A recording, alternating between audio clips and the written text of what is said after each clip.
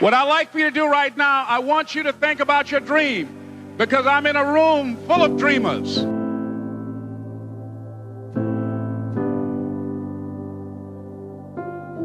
Think about your dream right now. I want you to think about it and envision it.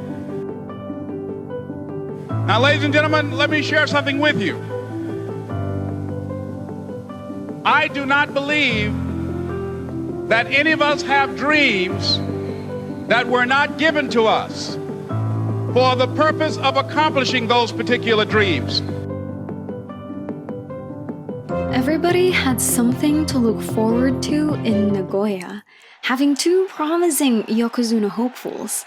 Ozeki TERUNOFUJI had a double-digit record in March and was a top-division runner-up with a playoff match against Terunofuji in the May tournament. With the Japanese eager to find the next Yokozuna native to their own islands, there is speculation that a championship in this tournament could be the equivalent performance the Yokozuna Deliberation Council are looking for. Yet there is no speculation for Ozeki Terunofuji's promotion. His debut at Ozeki last tournament had him clinching the Emperor's Cup, and a back-to-back win will cement his place at the highest rank of sumo. But the race to Yokozuna isn't the only big headline involving the title.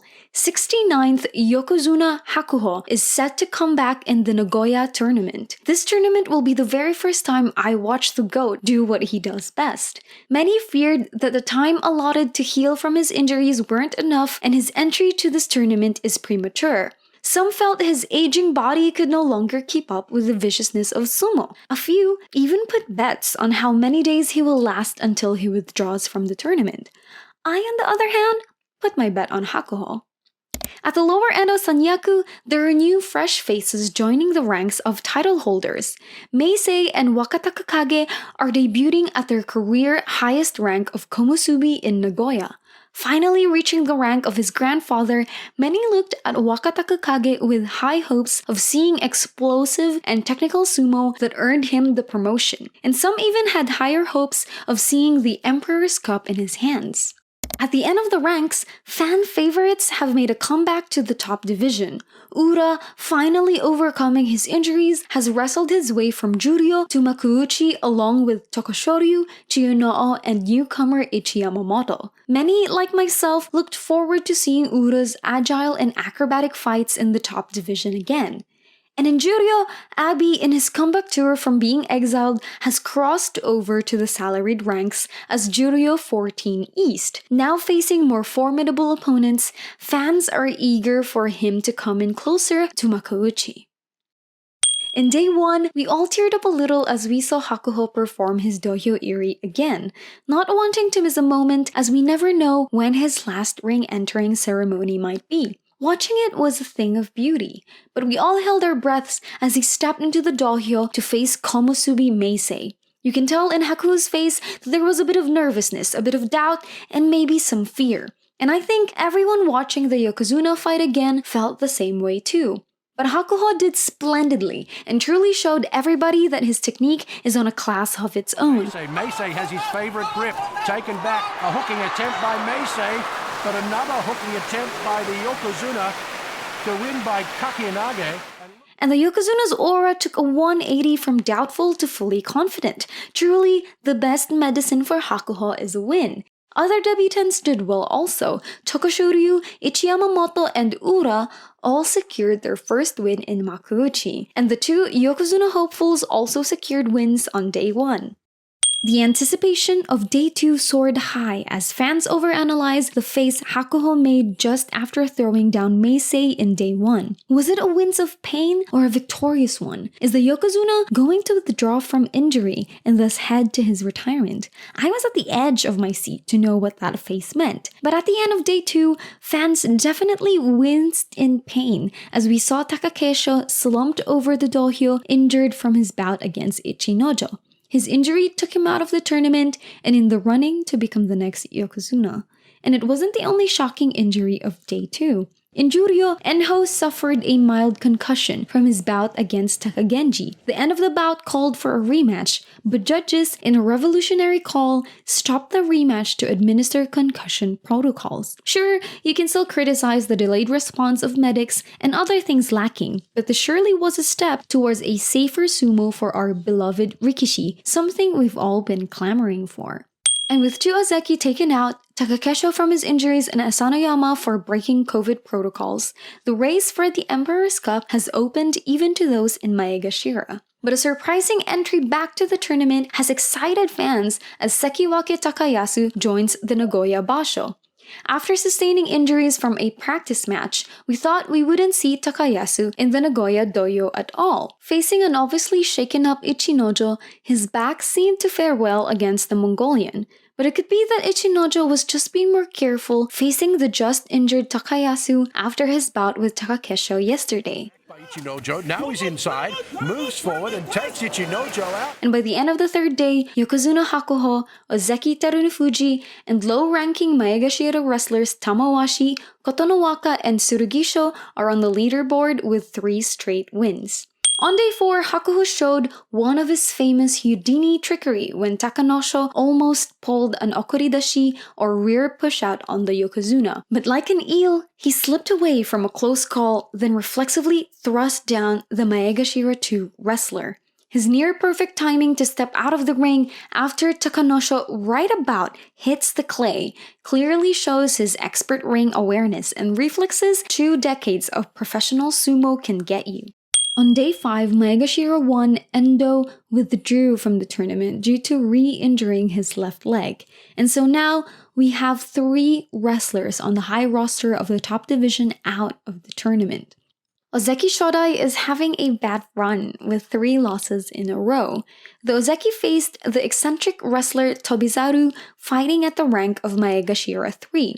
Tobizaru surprised fans with not only his win against the strong Ozeki, but also his hard-to-describe face after pushing out Shodai out of the ring. And Tamawashi fell off the leaderboard with a loss to Aoyama on day 5, putting Yokozuna Hakuho and Ozeki Terunofuji on a clear race for the championship. Fortunately, day 6 went off without a hitch, and the 2 frontrunners both secured effortless wins as always. It's becoming an automatic expectation to see both HAKUHO and Terunofuji dominating lower-ranking wrestlers in their matches. Unfortunately, fan favorite Wakataka Kage is not doing well at his new rank, incurring his 4th loss in the tournament against Maegashira 2 wrestler Takanosho. On day 7, we all looked forward to HAKUHO versus Tobizaru bout, the Maegashira 3 wrestler facing a Yokozuna for the very first time. With his win against Ozeki Shodai on day 5, high hopes were in set for Tobizaru to perform well against the dominant Yokozuna. From the moment the lower-ranked wrestlers started so far back from the white line, the what the hell is... But Tobizaru, fully committed to his game plan, breaks free from HAKUHO and tries to rethink the situation. The Yokozuna, meanwhile, stands fully upright, completely unfazed by the unconventionality of the bout, and patiently awaits a moment to capture the flying monkey for an Uwatanage. In a way, a quick, hyperactive, and agile opponent like Tobizaru could be the antithesis for HAKUHO's fragile knees, and an overly aggressive offense could potentially lead to a loss. HAKUHO's ability to tactically switch to a careful defense shows why the Yokozuna is on a class of his own. Day 8 finds new Komusubi Wakataka Kage suffering another loss. It's clearer to fans that the wrestler is having a bad tournament run with 3 wins, 5 losses at the midway point of the tournament, while HAKUHO and Terunofuji continue their straight wins and reach Kachikoshi without a hitch. On day 11, HOSHORYU gets Kachikoshi against Ozeki Shodai, putting the Ozeki who is in Kadoban this tournament in more danger. And everyone looked forward to Wakataka Kage facing Yokozuna HAKUHO for the bout of the day. Still, the Yokozuna proved his dominance over fellow technician Wakataka Kage with a Yoritaoshi. On day 12, we have more wrestlers achieving Kachikoshi. With a tumble and a smile, Ura can rest easy as his majority wins proved that he definitely belongs to the top roster of sumo. Maegashira 6 wrestler Kiribayama gets Kachikoshi through an upset win against Sekiwake TAKAYASU, who by the end of their 3-minute bout succumbed to exhaustion. While early tournament leaders Kotonowake and Tamawashi both secured their 9th win, inching themselves to the coveted 10-digit tournament finish. As the tournament approached its climax, the Terunofuji HAKUHO face-off dream of fans coming into the Nagoya tournament is set to become more and more of a reality as the two wrestlers are still maintaining a perfect tournament record so far. With a spicy Ozeki versus Ozeki match, Terunofuji seemingly found an imposing opponent for the first time in this tournament when Shodai almost pushed the tournament leader out of the dohyo.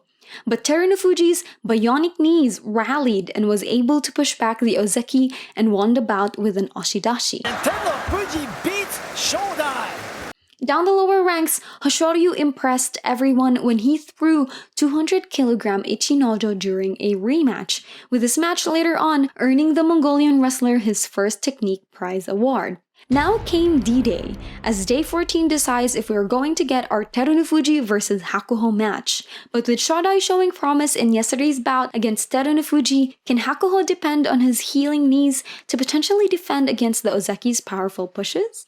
Another wrestler facing a powerful opponent is Maegashira 13 Ura against Komusubi Meisei. They are to face each other for the first time, and with the difference in ranks, it was a match to definitely look forward to. Ura did not disappoint fans who secured an impressive win exhibiting his amazing flexibility to withstand the Komusubi's pushes. He also showcased his immense power when he pushed out Meisei across the ring and out. HAKUHO confused fans when at the last second before the tachiai, he backed up and decided to start way behind the line.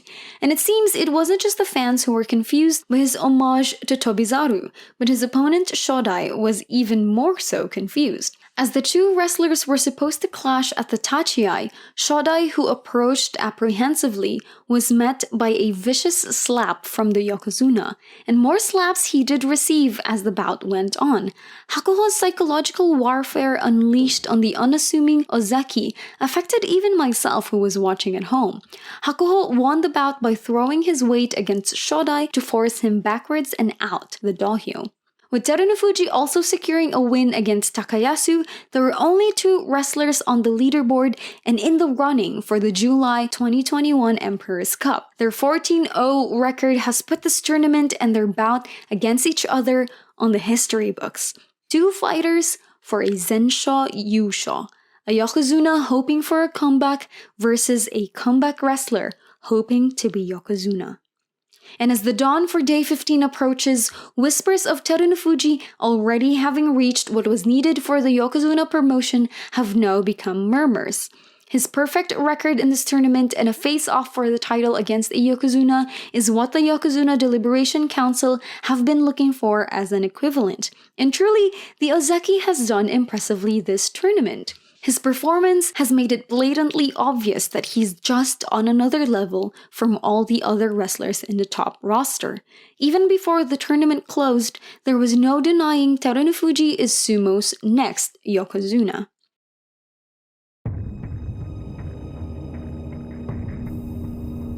This match has everybody split. Our heart wanted HAKUHO to get his 45th championship, but our minds look onto Terunofuji to hold the Emperor's Cup to secure that white rope on his waist.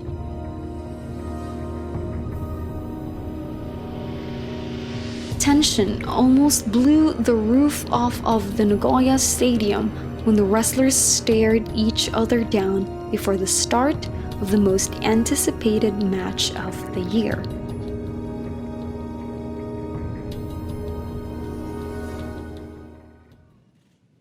Here we go, left hand slap. And it is HAKUHO allowing Terunofuji to advance. Snapping attack by HAKUHO. Terunofuji allows HAKUHO to go inside, chest to chest. Right hand in, left hand out. HAKUHO has a strong grip. He attacks, he goes for the watenage and kotenage. Again, and he takes Terunofuji down. HAKUHO wins his 16th perfect record championship.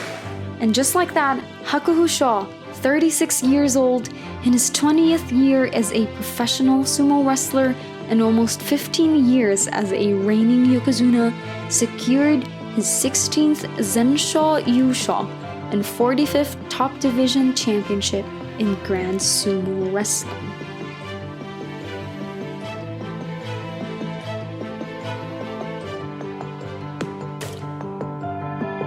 Think about your dream right now. I want you to think about it and envision it.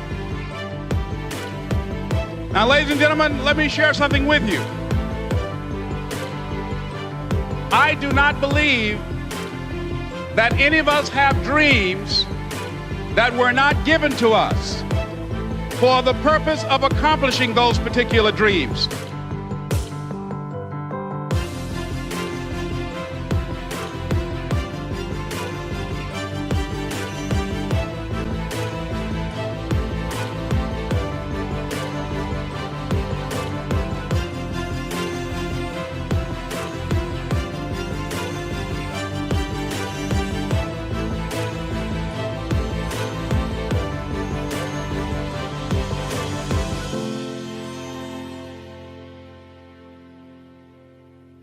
What I'd like for you to do right now, I want you to think about your dream, because I'm in a room full of dreamers.